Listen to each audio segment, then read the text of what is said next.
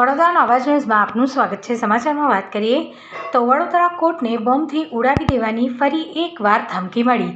ધમકીભર્યો email આવતા court સંકુલમાં દોડધામ। વડોદરા વકીલ મંડળના સેક્રેટરીએ તમામ વકીલો અને પક્ષકારોને જાણકારી આપી।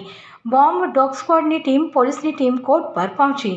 કોર્ટ સંકુલના ગેટ બંધ કરાયા। 1 મહિનામાં ફરી એક વખત ઉડાવી દેવાની ધમકીને પગલે અનેક તર્ક વિતર્ક।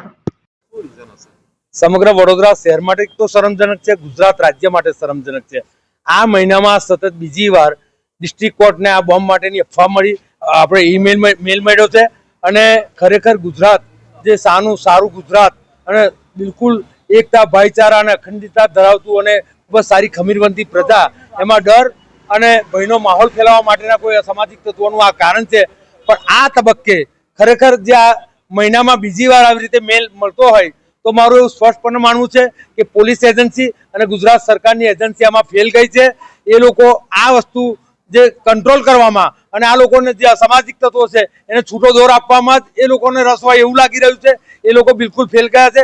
ગુજરાતના ગૃહમંત્રી અને ગુજરાતના મુખ્યમંત્રી ખરેખર આપણા માટે ખૂબ શરમજનક છે અને આપણું તો પાછું રાજ્ય એવું કે દેશના ગૃહમંત્રી પણ બિલકુલ ગુજરાત રાજ્યના હોય અને એવા સંજોગોમાં વારંવાર સ્કૂલોને, શાળાઓને, કોઈ ફાઉન્ડેશનને, કોઈ સંસ્થાઓને અને નામદાર કોર્ટોને પણ જો આવી રીતે ધમકી મળશે તો આ દેશની સામાન્ય પ્રજાને કેવી રીતે ભયનો માહોલ અને ડરનો માહોલ દૂર કરી શકીશું।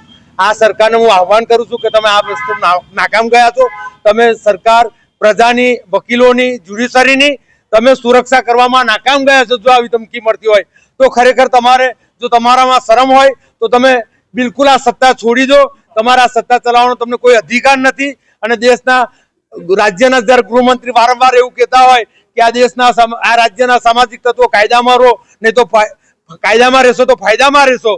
હવે ત્યારે હું આજે પણ એક ગૃહમંત્રી સાહેબને કહેવા માંગુ છું કે તમે સામાજિક તત્વોને પણ આ વાત પહોંચાડો કે ભાઈ આ ખરેખર તમારી સરકારની નાકામી છે અને વડોદરા શહેરમાં અને ગુજરાત રાજ્યમાં ડર અને ભયનો માહોલ ફેલાવવાનું એક કાવતરું છે।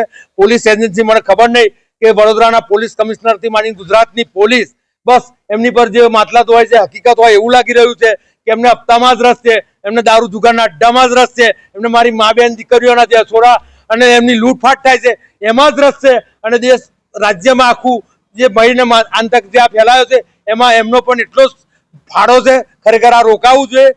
વકીલો હંમેશા લોકશાહીથી માંડીને આજ દિન સુધી તમામ ક્રાંતિમાં અગ્રેસર રહ્યા છે। વકીલો ક્યારે કોઈથી ડર્યા નથી અને વકીલો દેશની લોકશાહીમાં જ્યારે અગ્રેસર રહેતા હોય તો આવી અસામાજિક અને એવા અનસોશિયલ ફેક્ટર્સની ધમકીઓને વશ થવાના નથી અને અમે 100% જો સરકાર આમાં કોઈ પગલાં નહીં ભરે કે આમાં હકીકતમાં આવા અનસોશિયલ ફેક્ટર્સની ધરપકડ નહીં કરે તો અમે 100% રસ્તા પર ઉતરીશું અને એનો વિરોધ કરીશું।